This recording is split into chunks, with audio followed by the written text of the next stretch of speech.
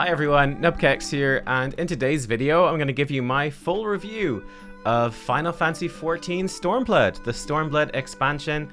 This is my review as a fresh perspective. My first time playing through and doing the expansions like one after the other. How do they hold up? How do they compare?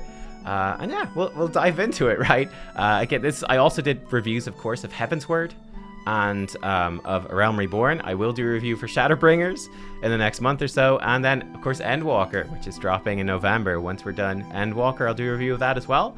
But yeah, I'm gonna have a quick word here from the sponsor of today's video, and then we'll dive in. Before we dive into today's video though, I want to take 1 minute to talk to you about the sponsor of today's video, Raid Shadow Legends. And today we're putting a spotlight on the classic fantasy faction of the Orcs. And by the way, if you want to download the game, it's free to play. Simply use the QR code that's on the screen right now, or click the link in the description down below. Now, Orcs often get a bad rap in fantasy, but in Raid, they're not all bad. After one particularly brutal war against the Bannerlords, High Elves, and Sacred Order faction, their Orcish lands were annexed, and they were forced to become nomadic. Nowadays, they're mostly trying to survive. However, they may have found an ally in the elvish Queen Eva, but is she a good elf or a dark elf? Play the campaign to get the full story. Let me show you a couple of orcs in-game from my collection that represent some of the different tribes. This guy is one of my favorites, Duck the Pierced.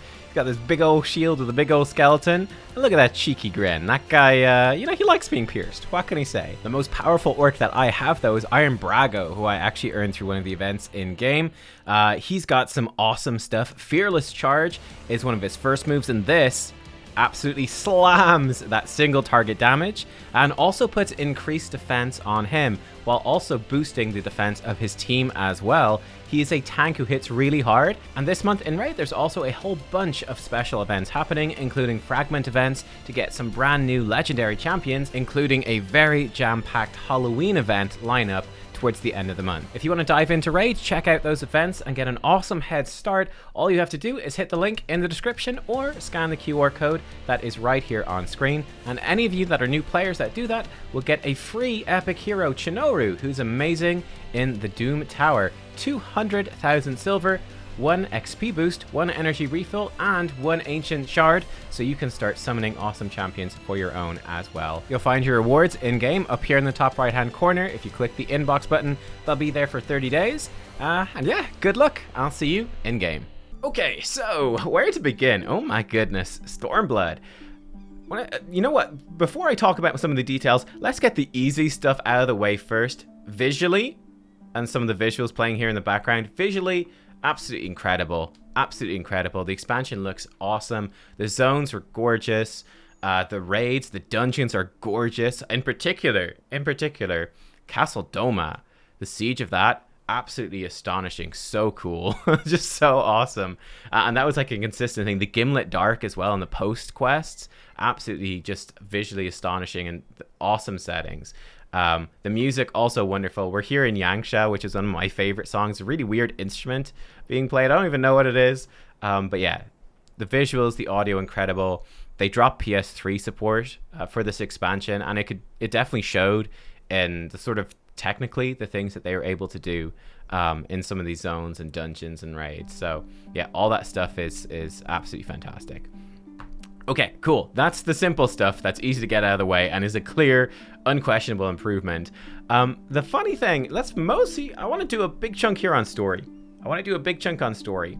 And certainly one of the interesting things coming into Stormblood was that sort of the general impression I was getting off of people, and what seems to be the general consensus, is that Stormblood is just not as good as the other expansions. That it's good, but it's not as good at all. It's noticeably worse than the other expansions. So that's sort of the broad expectation that I'd sort of come in with. And actually, what I found playing it, coming straight from Heavensward, is that I love Stormblood. I thought Stormblood was phenomenal. And in fact, overall, I think I might actually prefer Stormblood and its storyline overall. I think I might actually prefer it overall. So let me explain why and what's going on. I think at the very least, without any question, Stormblood is a really nice companion. It's a really nice follow-up expansion to Heavensward. because I think even just structurally, with Heavensward, you know, you're in Ishgard and everything is centered on Ishgard. And then as you're exploring out into the zones, it's like, okay, there's these little Ishgardian fortifications, you know, at the entrance of the West Curthan Highlands, at the entrance of the Sea of Clouds. But really the rest of those zones, they're very desolate. It's really going into this mysterious wilderness. You don't know what's out there. You know, like Dravania, the homeland of the dragons, what's that going to be like? We've no idea. And there's almost no people there at all. It's this real mystery, going out into this mysterious unknown. And then again, the storyline of Heavensward is this, you know, humans versus dragons and what's going on there. It's a lot of really high fantasy stuff. I think then you come to Stormblood, and Stormblood, instead of that story, is a much more human story. And it's really about the peoples of these different lands. And you're traveling through Alamigo, and you're visiting all these different villages. You have your travels through the east, you know, through Doma. And again, you're going through all these different locations, right? You've got, where we are here, Yangsha, the sort of equivalent of China, and all the different people there. You've got, we'll actually teleport over to Kugane. Why the heck not? Let's go to Kugane. Let's have a look at Kugane, the capital city, Kugane, which is sort of an equivalent of Japan, the sort of big trading port, sort of open to the world, right? Open to all these different cultures in Hingashi here.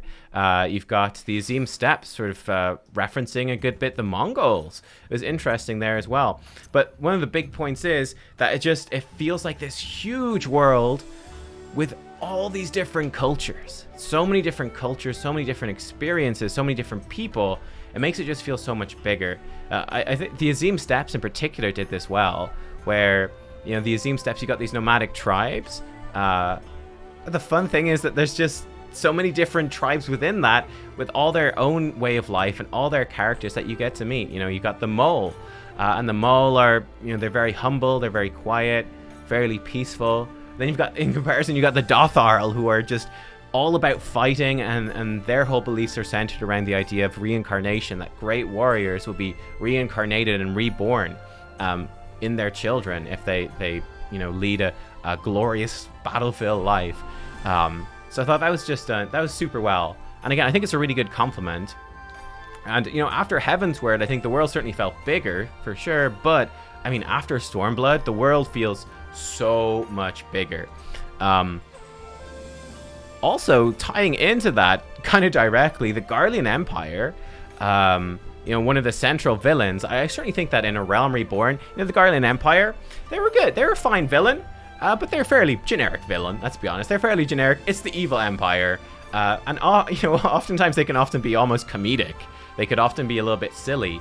I certainly think that after Stormblood, the Garlean Empire absolutely feels like a threat. It feels like a big empire, and you see firsthand a lot of the evil that gets done because of the Empire, and that becomes very clear. And they're not really a comedic threat. There's some, you know, there's some comedy factors in there for sure, but you know, they do come forward as a much more real threat to a much more real and diverse world, which is a really good thing. But yeah, let's talk about the broad story, because what I think Stormblood did super well was tell a very human story.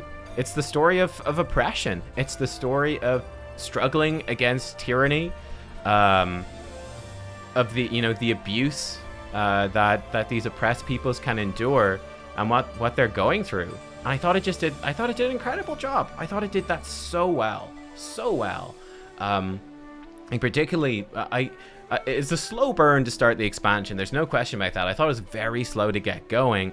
But as you go through that Alamigo stuff, getting that sense for the people of Alamigo, you know, that they are living in fear of the Garleans. They're living in fear that, you know, they've lost a lot of people to the resistance. You know, their villages are depleted. They're sort of struggling to hold on after so many of them have gone to fight and gone to die. There are people that want to fight back, but are pretty much losing hope that it's even possible at this point. I thought, again, very tragic. One of the great villains, and I'm going to talk a good bit about the villains of this expansion, but Fordola, one of the great villains on the Skulls, essentially Alamigan natives that have sided with the Garleans, that have joined up with the Garleans, and they're probably the most cruel to their countrymen, or the actual Alamegans that are, you know, in order to fit in with the Garleans, they feel like they have to be that cruel. They have to be the most cruel. They have to be the worst to their fellow countrymen. And it's a really tragic story that echoes a lot of the stuff in real life. You know, I don't know. I'm Irish. This is a huge part of Irish history. And it's pretty much the only thing that really happened in Ireland in the last, you know, few hundred years, really. Not much has happened, but we had, again, this huge struggle for freedom. And a lot of that really echoes very strongly with the stuff that's happening in the game here. So I thought that was done super well. And again, I actually think that one of the great strengths of the double storyline, that you've got your stuff in Alamigo, but then you've also got all your stuff in Doma over here in the east. I thought it was really interesting to see the Alamigo state of the people there, and how they're dealing with oppression. They want to fight back, but they're really losing hope.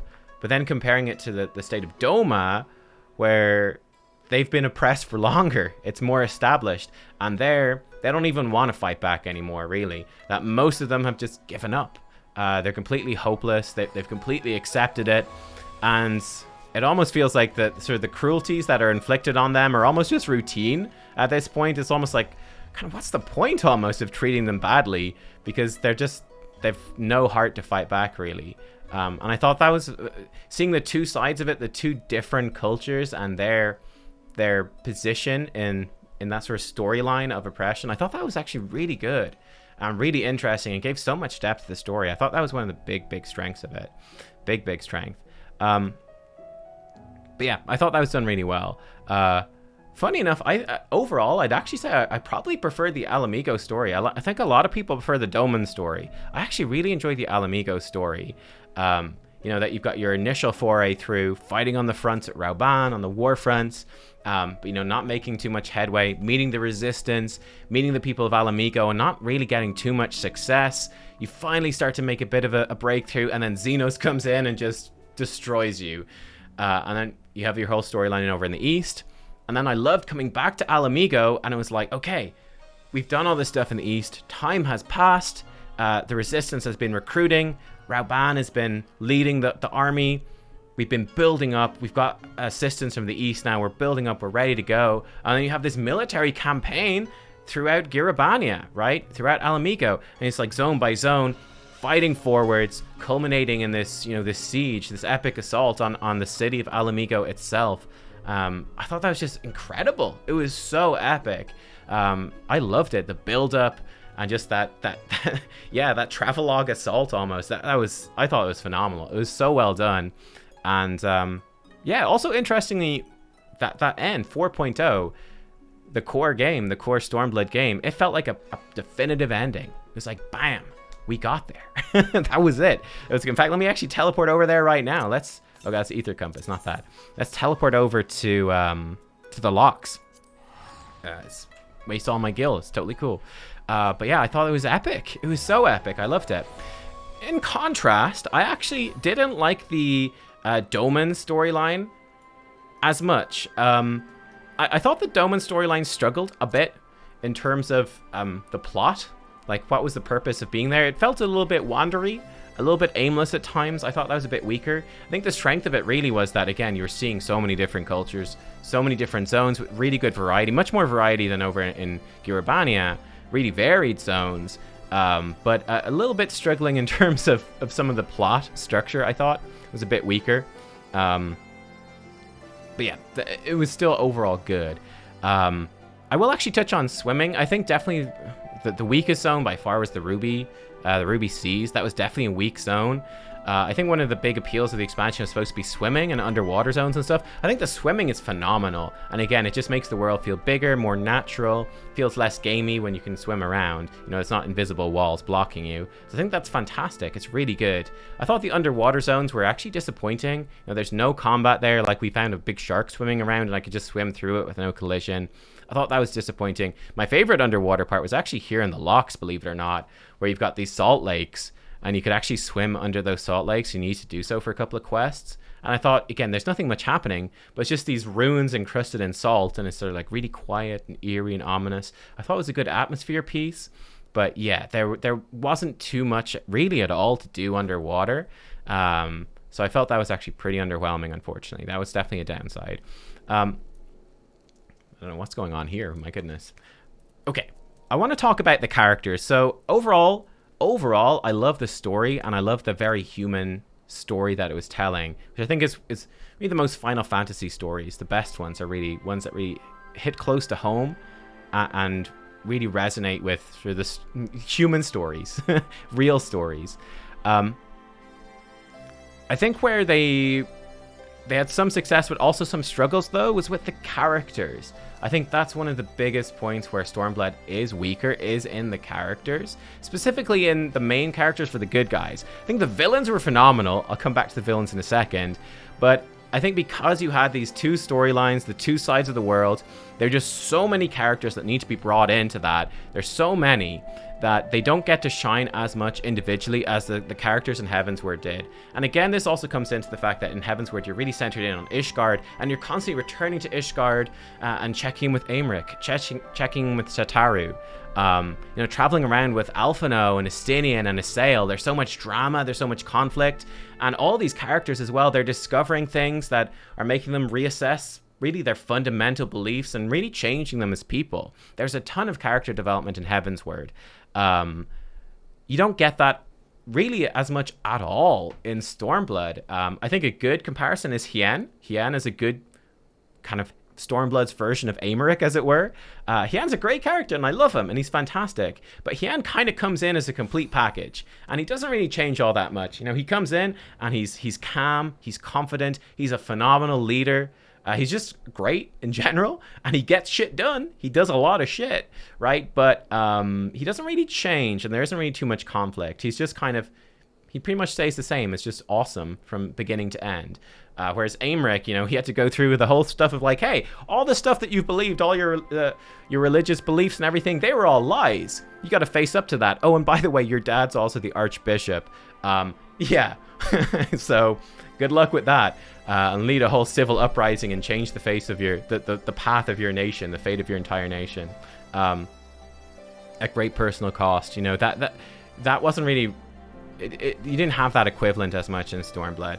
I think the biggest weakness with the characters is definitely Lys, without question. Compared to, let's say, Alphino, probably the most central character in Heavensward, and all the character growth that Alphino goes through, becoming humble, becoming, just more in tune with people, facing up some of his own weaknesses, and just, there's so much great character stuff with Alphino. Lys didn't live up to that at all, unfortunately. Lys was kind of weak. I felt like the biggest problem with Lys was that you go through you travel, she's with you through the whole story, the whole base story. She's with you the whole way through, but again, her character growth, I felt, was so minimal. She has a bit of growth, she gets a bit wiser, but not that much. Not really, not really that much wiser.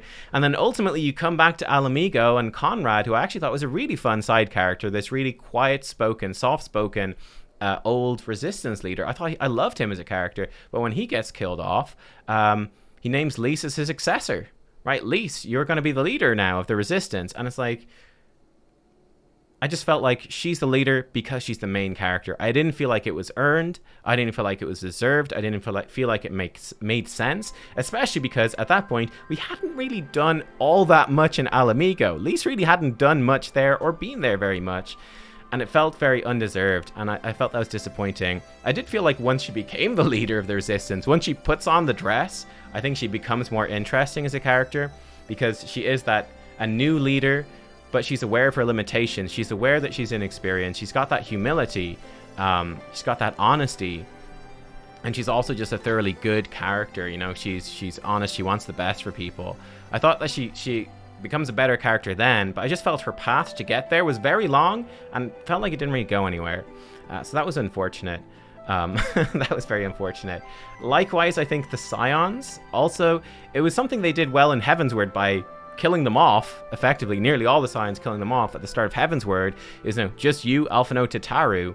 It gave you a chance to focus in on them and really get to know them better and to interact with them a lot more. I think the problem in Stormblood is that you have all these Scions, but it's hard to find the time to actually get to interact with them much. So like Ashtola just gets almost killed and is just out of the action for pretty much the whole expansion. Kryl is pretty much out of the action looking after Y'shtola for most of it. Alphino, he gets a few moments in there, but again, for the main story, he's mostly out of it. Thancred gets to do some Thancred spy stuff. My biggest disappointment was actually Yugiri. I was really, for me as this new player, like I met Yugiri in A Realm Reborn, and I thought she's really cool. It's like, ooh, what's going on? She says, oh, Ra, what's going on with Doma? This is cool. I thought we go to Doma, we get to see loads of Yugiri and do stuff with her. In fact, I think actually that's the structure, the story, the plot line for when you first get there is let's find Yugiri and Gosetsu. But Yugiri, it takes you ages to find her, and she's very much a secondary character. Like, she does stuff, she's doing ninja stuff, but again, there's not really all that much character growth. You don't really get to, she's there, but you don't really get to spend very much quality time with her. So for me, that was also disappointing. Just so many characters, it's hard to give time to each of them. This did improve in the post quests. I think the post quest 4.1.2.3 specifically, kind of the sequel to the Stormblood story, they were great. Point 1, getting to meet more about Arenvald, and he was a great character, really becoming one of my favorites as a secondary character with depth to him. The B-Team Scion guy, but he's great. And again, getting to see him and Alphino hang out and kind of remember that, hey, these are like 16, 17, 18-year-old boys. They're doing this stuff saving the world, but it gives them a bit of a chance to actually be boys and have a bit of a friendship. That was great. Rauban's story was phenomenal. This is a great expansion for Rauban. Rauban's just awesome. What a great character. Rauban and Nanamo's story was phenomenal in 4.2. Really seeing that character growth for Nanamo, being able to stand on her own 2 feet, becoming more competent, and Rauban getting to come home to Alamigo and all that means to him. That was, again, a wonderful, wonderful story. So well done. So those characters did well in the post game. Villains of this, I want to talk about the villains. The villains were incredible. Oh my goodness. The villains of Stormblood I thought were excellent. I love them. Xenos I thought was a great main villain. I know a lot of people seem to not like Xenos, which to me is kind of surprising. I thought he was fantastic. And again, coming off of Heavensward, it's like, we are the Warrior of Light. We just defeated Nidhogg. We ended the Dragonsong War. We're killing Asians. We're vanquishing all these primals. We're amazing. To then come in and then have Xenos come in and be like, yeah, no, I'm better than you. And just completely destroy you. Almost kill Y'shtola, killing Mefred, wrecking the Resistance. Just completely devastating you. I thought that was super cool to really kick you down and put you in your place. And sort of establish, I thought it was a great move for this expansion. I thought he was a great villain. I do think they made one big misstep with Xenos, unfortunately, which was bringing him into the Dolmen storyline. I think that was a big mistake. I think it would have been, less is more would be sort of my lesson there. I think less is more. Having him basically show up and he again kicks your ass and then just like, and then walks off again. I thought that was very much a repeat of what he did in Alamigo, and it really lessened the threat, and I thought, what's the point of that? I actually thought it would have been better if, instead of coming to Doma, would have made even more sense at the plot if it was like, oh, yeah, well, you went off to Doma after kicking your ass in Alamigo. Xenos went off and he went and invaded and destroyed Rabanastre, basically. Because, that ties into, obviously, the Raid series there and what's happening in the rest of the world. But having Xenos go off to Rabanastre and smash it up would give you the chance to free Doma. And then would have made sense in the story that Xenos returns to Alamigo. He was expecting reinforcements from Doma, but instead you're getting reinforcements from Doma. Doma's on your side now. And then that gave you the impetus to push through in Alamigo. That would have made more sense and been a better story. I didn't like that he showed up. But yeah, I thought he was a great villain apart from that. And just a super powered villain that can easily match and take down a peg, the super powered Warrior of Light. I thought that was important to do after Heavensward. Where you just kind of succeeded. Yotsuyu was an incredible villain. I thought she was really good. I didn't like her at first. She just seemed like crazy cruel. You find her in the fishing village. She's torturing these people. Tries to make a kid kill his parents. You're like, oh my god, this is just like mustache twirling. This is so extreme. It's so ridiculous. That took me out of it a little bit. Now, funny enough, looking back on it, when you look back on it, knowing what you know from the post-quest stories, and what happens with her parents or her adoptive parents, her aunt and uncle. We look back on that scene with her trying to force this kid to kill his parents. That takes on a whole different tone. I do feel like the payoff for that, though, that it took too long to get there, considering it's in the post-quests. So that was a kind of a bad first impressions, unfortunately. That makes sense looking back on it. But she quickly became a really interesting villain, just super cruel, and again, very appropriate for the story, where the story is very much the core story. It's really about all these peoples around the world that have been victims of this oppression, this horrible abuse, these horrible lives, rising up, overcoming them, and becoming heroes. Then on the flip side, you've got Yotsuyu's, who, again, subject to horrific abuse, but instead of becoming a hero, becoming a villain instead. And yeah, just letting that sort of define her and this cruelty. And I thought that she did a good job, is a good villain. I was kind of initially upset that her and Gosetsu came back in the post-quest, but actually that ended up being fantastic and one of my favorite storylines of the expansion. It was super interesting. Again, really interesting growth for Gosetsu, and I was really happy with his ending. And same thing with Yotsuyu. I thought it was very touching. And we call him Asshat on my stream. I don't know what his name is, Asahai or something. 4.3 storyline. But yeah, just the most punchable face, the guy that you love to hate, Yatsuyu's brother. He was another excellent villain. Just so hateable. So hateable. So yeah, that stuff, Stormblood did just incredibly well. On top of that, combat-wise, all the jobs just get better. They all just better from 60 to 70. They're just better. Everything plays better. The more abilities are great. The job storylines have been a bit of a mixed bag. The Dragoon one was pretty poor. But I really enjoyed the Monk storyline. I thought that was great. The Samurai storyline in particular as well was really good. In fact, if you include the level 50 to 60 Samurai storylines, which I think is fair considering they came in Stormblood, they were phenomenal. And yeah, just being able to actually go into more detail in Kugane and some of the politics there, fighting alongside the Sekisagumi, I think they're called, like the police force, the samurai police force. That was really tied into the samurai story job quest. That was excellent. So the job quests, it seems overall, are actually really good in Stormblood. Like I said, Dragoon was the weakest one, and they're the 3 I've done. But yeah, so that was all that stuff improved. The raids, the dungeons were all phenomenal. Really good. I will say that the storyline for the Alliance raid, the Return to Evilise raids, probably my least favorite storyline in the entire game. I actually genuinely found it difficult to get through that story. I thought it was just awful. It's basically a whole lot of Final Fantasy Tactics lore that if you haven't played those games, you're kind of going, you just have to wade through these conversations after conversations. There's this awful questline, the Bacon Bread questline, which is a throwback to the worst questline of A Realm Reborn. Just busy work fetch quests in Costa del Sol. Oh my god, they brought that back. I couldn't believe it. I was like, after wading through all these conversations, it's like, this game has tons of lore, right? There's tons of lore in Final Fantasy. We don't need Final Fantasy Tactics lore in on top of this as well. It's just too much. And it's just talking. It's just talking. There's no real context to it. You don't really get to know these characters. It's like a history lesson, a really boring history lesson was what that storyline was. It was terrible, with terrible quests. Yeah, I found that difficult. I genuinely, I've loved every moment of this game, pretty much, but I genuinely hated that quest line. It was bad. The raids were phenomenal. The raids themselves were great, but gosh, that storyline was so bad. The Omega raids as well were also incredible. A real curveball. I did not expect it. Fighting a train, probably my favorite fight so far. That was just hilarious and cool. And yeah, that was really special. So yeah, I think that pretty much covers most of the stuff I want to talk about with Stormblood. Overall, like I said, I think overall I probably preferred it even to Heavensward. I probably preferred it. I thought, again, you didn't go as in-depth with the characters. You didn't go on as much of a journey emotionally and personally with the characters. But there were a lot of characters. Some of the side characters, like I said, like Conrad, were really interesting and really fun.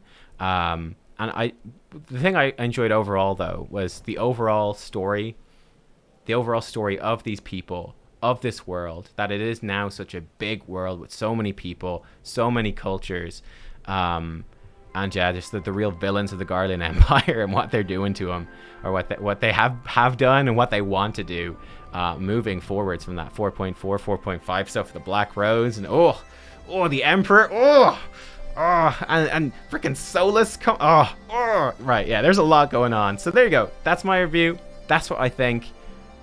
yeah, I thought this was great. I loved it. I love Stormblood. It was great. Yeah, thanks for watching, everyone. I will see you for our Shadowbringers playthrough and ultimately our Shadowbringers review. It's been amazing to start so far. So yeah, I will see you for that. Thanks for watching, and bye-bye.